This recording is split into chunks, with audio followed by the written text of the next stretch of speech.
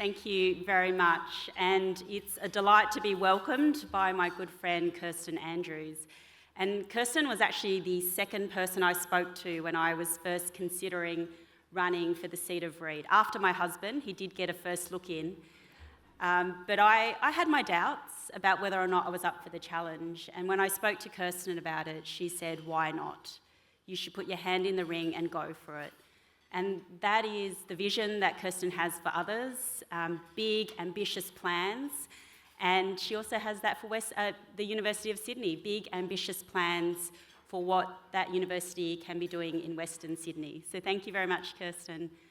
And thank you to Chris for this opportunity to talk about the last 2 years of being a federal member of Parliament. And we marked 2 years just a couple of days ago. And none of us know how long we're going to be in these roles, but there are moments from the last 2 years that are going to stay with me forever. And I wanted to share 3 memories with you today because, to me, these 3 memories indicate to me the important role of government and what we're trying to achieve in the Albanese Labor government. The first memory I have is when I was out with my family having some Korean barbecue for dinner, and I would highly recommend the Korean barbecue restaurants in the electorate of Reid. Sorry, Andrew Charlton, we've got the best ones here. And anyone who knows Korean barbecue, you know it's a messy affair, you're not looking at your most glam. And I was getting tucked in, and I could hear someone 2 tables over go, "Sally." I look over and I didn't recognise her at all, and I must have had a blank look on my face. And she said to me, "You don't know who I am, but I know who you are. And I'm so grateful that you're the federal member for my electorate because you are such an inspiration to my 2-year-old daughter." And it's a memory that will stay with me forever because it's a reminder of how important these roles are.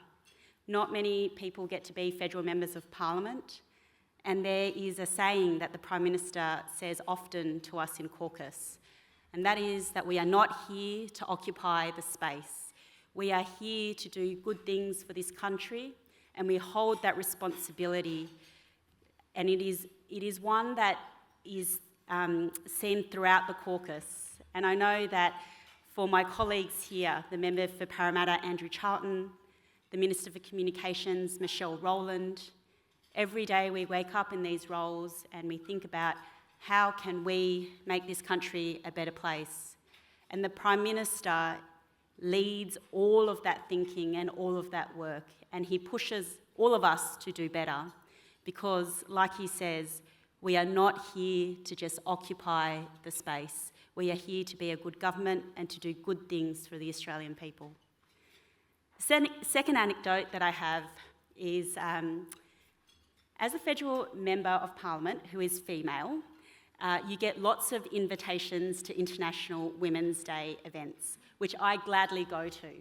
But there was one in particular that I really made an effort to go to, and it was from a construction company which was just down the road from my electorate in Burwood. And the reason why I wanted to go to this one was because, to be fair, I had some preconceived ideas of the makeup of this company, and so I really wanted to go talk to them about the things that we were doing as a government on gender equity. And so I turned up, and yes, it was a predominantly male company, and I've got a bit of a pretty good stump speech, I must say, about International Women's Day because there's so much good stuff to say. I talk about the fact that this is the first majority female federal government that this country has ever had, but that in and of itself is not the end. It's also about what we do with having more women at the table. And that means that we've increased the wages for people in highly feminised workforces like aged care. We've made childcare more affordable. And importantly, we've made changes to the paid parental leave scheme. It was a Labor government that introduced this country's first government paid parental leave scheme more than a decade ago, and it is a Labor government that is improving that scheme. We've moved it from 20 to 26 weeks of leave, And this is an important point that may have been missed by some. And that is, we have quarantined 2 of those weeks for the other parent. And if you don't use it, you lose it. And that's really to encourage the other parent to take leave as well. So mostly mothers take the paid parental leave scheme that the government offers, but we really want to encourage fathers to do the same. And I finished my speech and I looked out into the audience and I said, anyone have any questions or comments? And there was a guy that put his hand up and I thought, oh no, he's going to accuse me of being woke or having some sort of agenda that I was trying to push. But what he said really floored me, and I think it indicates what good governments do. He put his hand up, and he was in a room with his male CEO boss, male chair of the board, and this man said, I took 6 months off to look after my daughter when she was born, and it was the best 6 months of my life. I have such a great connection with her, and I'm so grateful that I did it. And thank you to the government for introducing this change. It's going to make such a difference to fathers. And I tell you that story because I think it's a good indication of what good governments do. They understand the changes in society and then they help nudge us in that direction. And when I think about the Prime Minister and his role in that, in his very first speech, in his very first budget reply as opposition leader, one of the key policies that he introduced then was about making childcare more affordable, long before it was fashionable, but he could sense a shift in the change in our society, that we wanted to have more women at work. We thought gender equity was an important part of making this society better, and he led that charge.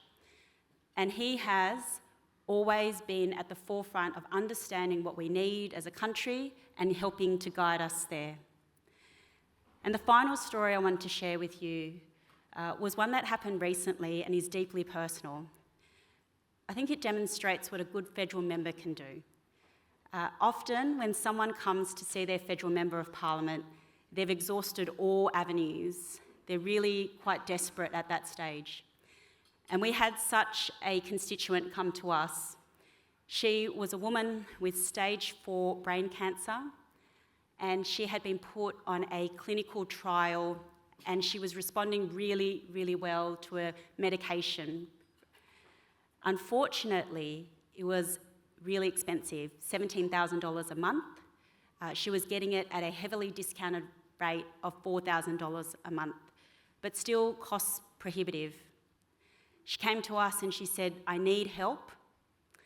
And I've got a great team who doggedly pursued this. They went down some government avenues to see if there might be support for her, but she fell just in the cracks of not being able to get her medication on the PBS, not being able to get support. So we got in touch with the pharmaceutical company. And this is a call that I got to make that still makes me emotional to this day, but I got to call her and let her know that the pharmaceutical company was going to give her the medication for free. She cried, I cried, and it is a story that will stay with me for forever because of the difference you can make to someone's life. The difference you can make to someone's life as a federal member of parliament, the difference you can make to someone's life as a government, a good government. And we don't take that responsibility lightly. The other thing I think it illustrates is that government can't solve all things. We need to be working with the private sector as well. And so here in this room, I think you know more than others the important role you play in our economy and our society. And it is something that underpins the work of all the ministers in this caucus and in the Albanese Labor government, their desire to work closely with the private sector. You see it in our climate change policy, our immigration policy, our communications policy, is to tap into the expertise that you have and to work closely with you. And so the person that leads all of that, and I do want to welcome you all to my electorate here in Reid, in what is one of the busiest weeks in the calendars, the week after Budget Week. And I have now hosted 12 of the cabinet ministers in the last 5 days, and there is only one who I've hosted twice, and that is the Prime Minister. So he is a true friend of Western Sydney. And I think there is a line that the Prime Minister uses about his three faiths, and I hope I get this right, Prime Minister, and I don't know which order it is supposed to be in, but the Rabbitohs, the Labor Party, and the Catholic Church. And may I please add an additional, and that is the Prime Minister's faith in the true benefit of infrastructure in making our lives better. Doesn't sound sexy, but he was, of course, the Infrastructure Minister, and he is someone who you could probably do a bit of a party trick with and ask him about all the major infrastructure projects around the country, and he'll probably give you the background story to each one. But he doesn't believe in infrastructure in and of itself. He believes in infrastructure and what it can do for our economy, what it can do for people's lives and families, and how they can build communities. And there was one piece of infrastructure work that he's doing that I really want to point out to you today, and that is around housing. I think in Australia we are obsessed with big infrastructure projects, things like the Snowy Hydro, the Sydney Harbour Bridge, and to me, the big infrastructure of this generation is in housing, public housing, social housing, affordable housing, and this is a Prime Minister that is leading the charge.